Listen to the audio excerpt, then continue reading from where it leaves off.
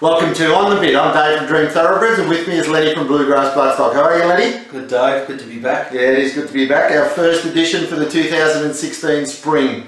And we're off to with two cracking Group 1s this Saturday, mate, to start off the first edition. So we'll get straight into it. The first Group 1 is the $500,000 Makybe Diva Stakes at weight for age over 1,600 metres at Flemington, mate. And who do you like at Makybe Diva? Dave, I thought prospect of good speed on paper with Ayers Rock and Tyler Platinum and Jacket Obey all pushing forward. Yep. I really like our Ivano. He's at $11. First up, he's a three-time winner. He's a horse that's probably been unlucky in a few of his races. He's a weight for age winner at Doomben. And I think the prospect, I've done all my form on Flemington being wet with give, not necessarily a heavy track, but I think it'll be soft. A lot of rain coming on Friday, isn't it? Yeah, there is, and I think that'll suit him. He's a horse obviously that's been plagued by feet problems and that. What I've been hearing is that they've changed his training around a bit and done a lot of beach stuff and probably improved him a lot. He's pretty high class anyway. I think you've got to concede a chance to Palantino. I think his 2 runs in have been pretty good. He's a nice horse. Eliza Park of Sun Stud bought into him, so they'd be wanting him to perform. So the whisper is he's been set for this race, Palantino. This is the race they're setting for. A really interesting Group 1 race.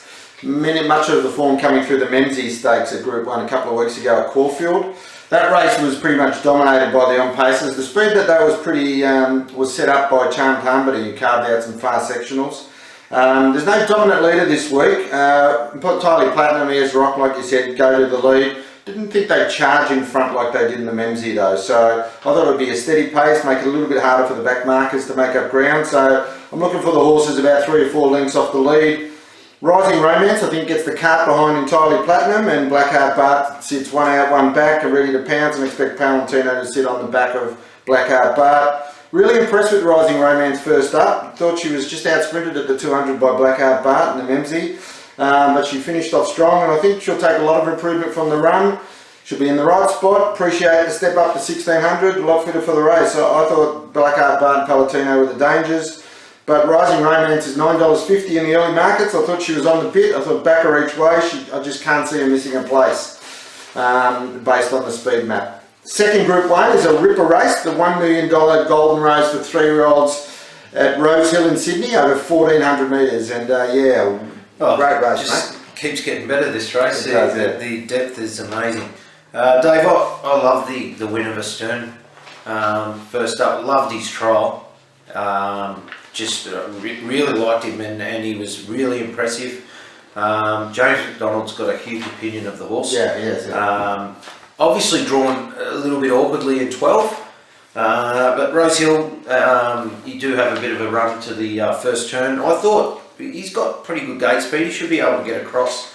There wasn't too much speed inside him, and get inside, maybe park behind El Divino, 3rd or 4th position. That's what I thought he mapped. I think the conditions of the race being set weights and penalties really suit. Whether the track's wet or dry, it doesn't really matter for him. He handles. It's improving a bit. Yeah, he handles all conditions, and I think he's a pretty smart horse. I thought $4.20 on offer is a pretty good price, so he's on the bit for mine. A race with serious quality in it. Astern is a serious horse, very professional. The only failure was in the Golden Slipper. He came from a wide draw that day, but you can forgive him for that. He's definitely the best colt in the race, and will push forward from 12 and sit outside.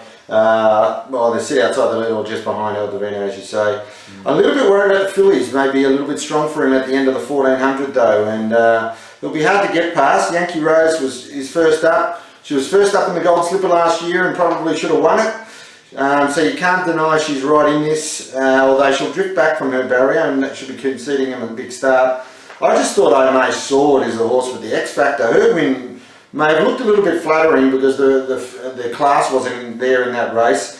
But the way she lengthened in that run, I think she'll relish the 1,400. Her final 600 metre sectionals were incredible in that run. She was better than the Group 3 race on that day.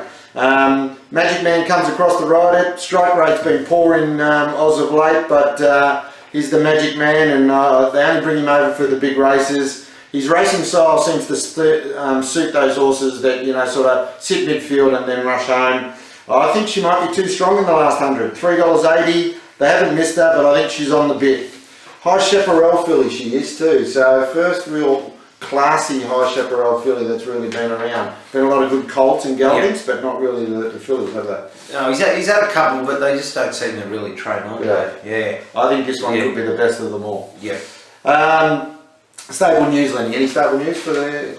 Mossendale's been going well over the period we've been off. Yeah, no, little Mossendale's, he's been good. He's pretty consistent. We've got his full brother coming out from New Zealand in a couple of weeks, so he's trialled up well. So looking forward to him stepping out, hopefully in a not too distant future.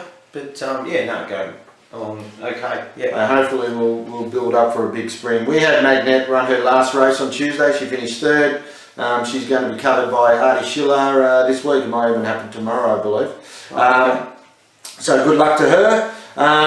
Mr. Sneaky trialled actually this morning at Flemington, and he'll be just having a soft trial. He'll be racing probably next Wednesday, I suggest. I think it's at Bendigo. So watch out and keep an eye out for him. And the other bit of news is we've got the spring tipping comp, the Dream Spring Tipping Comp starting this Saturday. We had the Punters Club this last year. We're changing it up a little bit.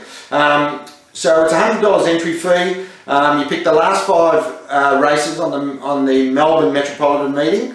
There's $3,000 worth of free bets donated by Ladbrokes. There's over $3,000 in the cash pool, and there's also Ladbrokes have given the winner of 4 passes to a corporate suite, food and drink included. So we're really appreciative of Ladbrokes for their sponsorship. This year we're doing it through an app as well. The Giddy Up boys have got an app you can download it on iTunes, so anyone can go and do it. You just create a username and password. The private comp number is 254 and the password is Dreamer. You join in. It starts this Saturday, and as I said, it will be cumulative over the next 12 meetings to the end of Zipping Classic Day. So great prizes. We had over 50 people in the Punters Club last year. This year it's actually much better, bigger and better, much improved. So join in, don't be late. I'll actually add the details of it on the credits after on the bit this week. All right, we'll rip straight into it, mate. Best on breeding. Dave, Flemington Race 2 Mistrock. She was a 500k purchase for Robbie Lang from the 2015 Magic Millions sales by Fastnet Rock. Yep. Out of a Group 3 winning strategic mare who's a half sister to Miss Onassis, who was a Oakley Plate winner. It's also the family of the Hong Kong champion galloper Noble Choice, so it's a ripping family, and she's a lovely filly. It's a big, strong filly, lovely. Yeah. One value bet for the weekend. I've got Flemington Race 4, number 3, Tashby. Ran a cracking race first up in the Group 1 Memsey. He raced on the pace that day.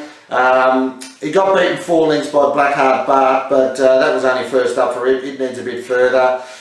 It's back to listed grade here, which is the key thing. I think he's ideally placed and looks good each way value at the $6. I thought it was great value, so dropping back in grade, so I'd get on Tashby. On the bit, mate, who are we starting off with? You're on the bit special for the first edition. Probably a horse that seems to run second a lot, but I actually looked at his record and he's won about 12 races. Yeah, so he's a good horse. Under the loop, Dave. $4.80. Race 6 at Flemington was absolutely enormous at Caulfield. Slashing run. I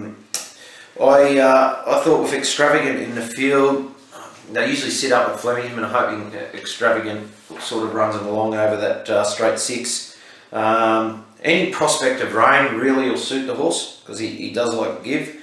Second up, he's unbeaten, in the first 3, hasn't missed the first 3, and he was the winner of the Stradbroke last prep, obviously returned in great fashion, and second up's his go, so... he beat Blackheart Bart in that strategy too. Yeah, exactly, the form lines around him are really strong, so yeah, he's on the bit special day. On the bit for me, race 5, number 1 at Flemington, Defcon.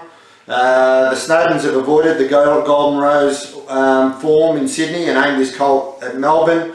I think he'll just continue to pick up some soft wins before the Sydney Cream come across for the latter part of the spring, and I just think he beats this lot again. He's pretty much meeting the same lot. He gave him weight last start in the beating. So I just think he's at the same weights. I think he just beats him again.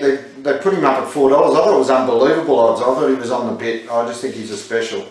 Off the bit, Lenny. Who are we off the bit? We've got to get this right for the punters. You're off to a big one. I'm off to a big one. Yeah, I'm sticking my neck out. Blackheart Barton and Makybe Diva, Dave.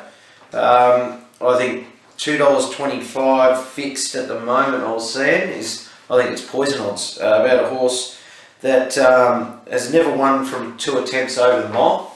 So he has run over trips in WA and hasn't featured. I know he's going a lot differently now, but he's meeting a very good field at the mile.